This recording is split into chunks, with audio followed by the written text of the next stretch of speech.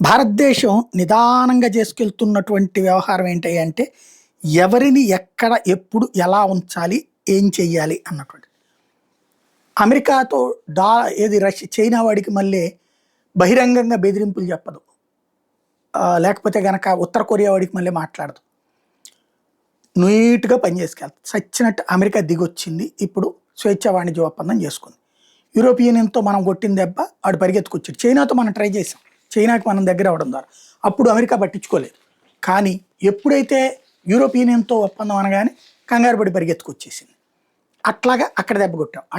అలాగని డాలర్ ఆధిపత్యాన్ని ఏమన్నా మనం అంగీకరిస్తున్నామా? నిదానంగా డాలర్లను అమ్మేసుకుంటూ బంగారం కొనుక్కోవడం చేసుకెళ్తున్నాం. ఇదే కాకుండా యూపీఐ ట్రాన్సాక్షన్స్ ఇప్పుడు వివిధ దేశాలకు ఎక్స్పాండింగ్ చేసుకెళ్తున్నాం. యూపీఐ ట్రాన్సాక్షన్ ఎప్పుడైతే వస్తుందో ఫిజికల్ డాలర్ పక్కకెళ్ళిపోతుంది. ఫిజికల్ డాలర్ పక్కకెళ్ళిపోతే ఆటోమేటిక్‌గా మనం డాలర్‌లెస్ ఎకానమీ వైపుకి తీసుకెళ్తున్నాం నిదానంగా. తాజాగా మలేషియాలో కూడా యూపీఐ సర్వీసెస్‌ని త్వరలో అట్లాగే బ్రిక్స్ దేశాలన్నిట్లో పెట్టడానికి రంగం సిద్ధమైపోతుంది.